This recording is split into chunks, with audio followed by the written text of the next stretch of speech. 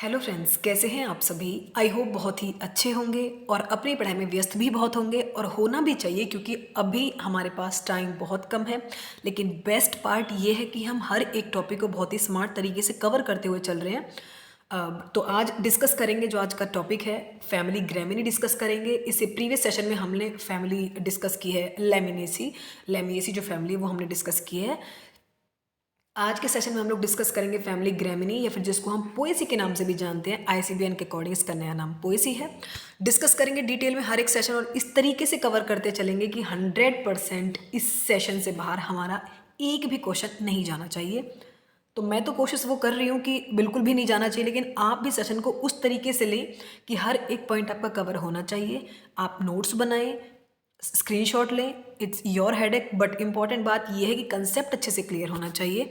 तो डिस्कस करते हैं। सबसे पहले इसका सिस्टमेटिक पोजीशन देखते हैं क्योंकि उससे क्वेश्चन बहुत सारे पूछे जाते हैं। फॉर एग्जांपल, डिवीजन कौन सा है? बेंथम एंड हुकर के अंदर एक क्लासिफिकेशन है जिसको हम डिस्कस कर रहे हैं फैमिली ग्रामिनी का। तो डिवीजन एंजियोस्पर्मी के अंदर रखा गया है। एंजियोस्पर्मी जो कि फ्लावर प्रोड्यूस करते हैं और इनके ओव्यूल जो हैं वो सीड में ट्रांसफॉर्म होते हैं। बेसिक बात है, मतलब सीड प्रोड्यूस करते हैं। ये एंजियोस्पर्मी के बेसिक कैरेक्टर्स हैं जो मैंने आपको बताए हैं, ये आपको पता होगा।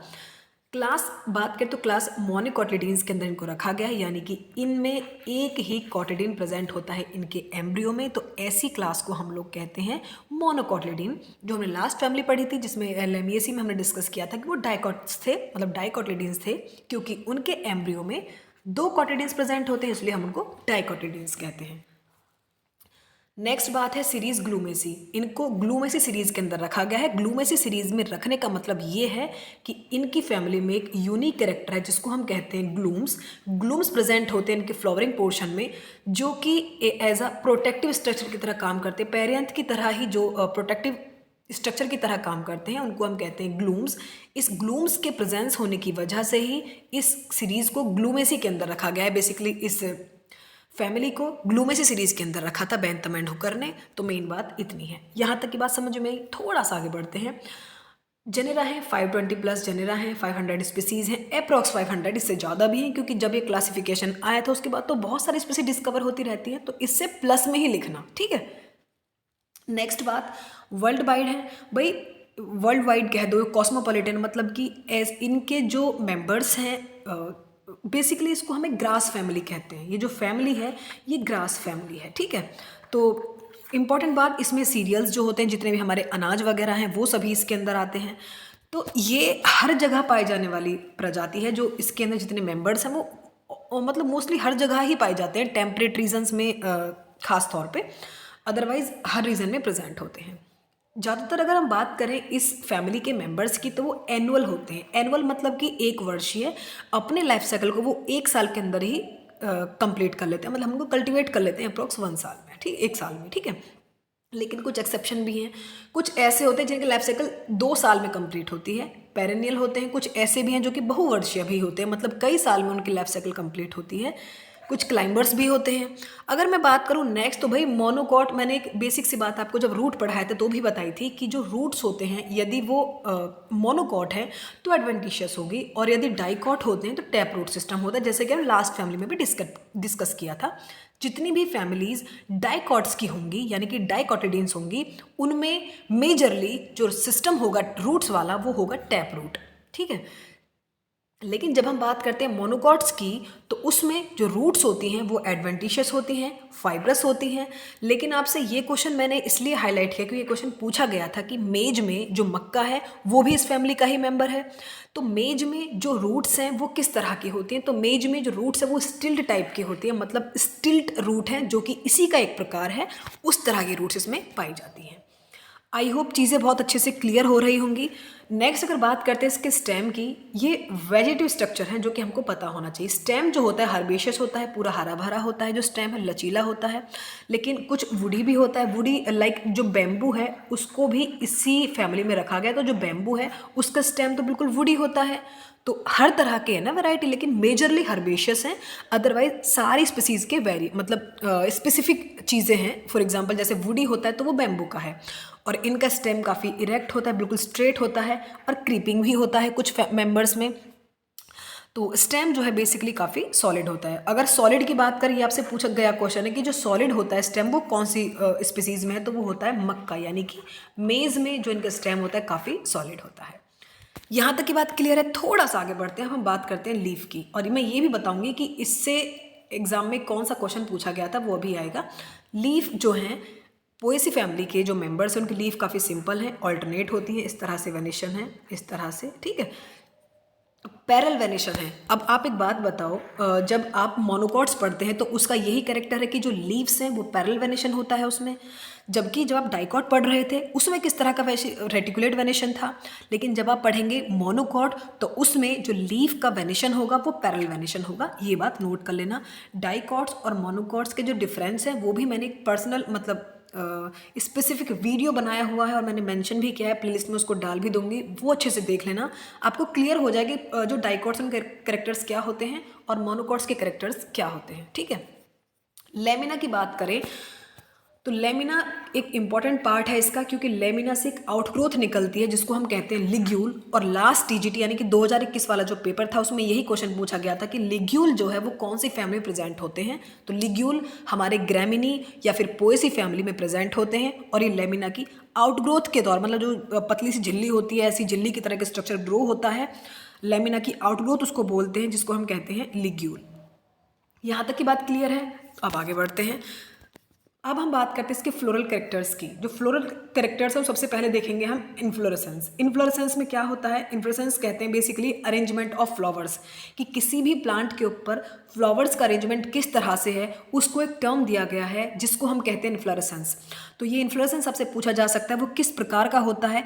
इन्फ्लोरेसेंस जो होता है वो होता है spike of spikelets, spike of spikelets type का और पेनिकल टाइप का इन्फ्लोरेसेंस इसमें होता है। स्पेशल ब्रैक्ट्स प्रेजेंट होते हैं और उन्हीं में क्या होता है, स्ट्रेल ग्लूम्स जो होते हैं वो पेयर्स में प्रेजेंट, जिसको मैंने कहा था protective covering like structure perianth की तरह, तो वो भी यही प्रेजेंट होते हैं। अगर नेक्स्ट हम लोग बात करें फ्लावर की, तो फ्लावर जो होता है ब्रैक्ट प्रेजेंट है तो ब्रैक्टिएट होगा, जाइगोमॉर्फिक है, सिमेट्री के बेस पे, ठीक है। सिमेट्री यानी कि एक्टिनोमॉर्फिक में क्या हो रहा था कि हम एक फ्लावर को किसी भी प्लेन से कट कर सकते हैं, लेकिन जाइगोमॉर्फिक में हम सिर्फ सिंगल प्लेन से ही एक उसको सिमेट्री के बेस पे जज करते हैं, तो सिंगल प्लेन से ही कट करते हैं, तो उसको हम कहते हैं जाइगोमॉर्फिक, ठीक है। ससाइल होता है, दैट मीन जो पेडिसिल है वो कंप्लीटली एब्सेंट है, तो ससाइल होगा फ्लावर। एक्टिनोमॉर्फिक, ठीक है, कुछ केसेस में एक्टिनोमॉर्फिक होता है, मेजरली तो जाइगोमॉर्फिक है।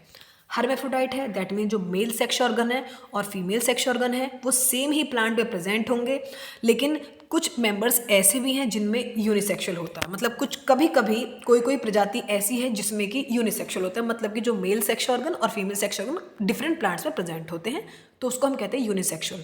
लेकिन जनरलाइज चीज़ों की बात करें तो सिर्फ हर्मेफ्रोडाइट होता है, यानी कि दोनों ही सेक्स ऑर्गन सेम ही प्लांट में प्रेजेंट होते हैं, ठीक है। पेरियांथ की बात करें जनरली एब्सेंट होता है। अदरवाइज लॉडिक्यूल जो होता है, जिसको हमने कहा था कि लॉडिक्यूल किसका एक मेन कैरेक्टर है, कौन से फैमिली का, ये क्वेश्चन पूछा गया था, तो लॉडिक्यूल जो है बेसिकली वो रिड्यूस पेरियांथ की तरह ही काम करता है, तो इसलिए कंसिडर किया जाता है कि इसमें प्रेजेंट है पेरियांथ, ठीक है। नेक्स्ट बात करते हैं एंड्रोशियम की। तो जनरली जो एंड्रोशियम है यानी कि जो मेल सेक्स ऑर्गन है, स्टेमन्स वगैरह जो हैं वो 3 होते हैं, लेकिन एक्सेप्शन पता है क्या है कि 6 होते हैं राइस में। जो राइस है जिसका बोटेनिकल नेम होता है आपका ओरिजा सटाइवा, जिसको हम राइस कहते हैं, ओरिजा सटाइवा इसका बोटेनिकल नेम है, इसमें एंड्रोशियम की संख्या होती है 6। बाकी जनरली देखें तो सिर्फ 3 होती है, लेकिन एक्सेप्शन है राइस, तो उसमें होती है 6।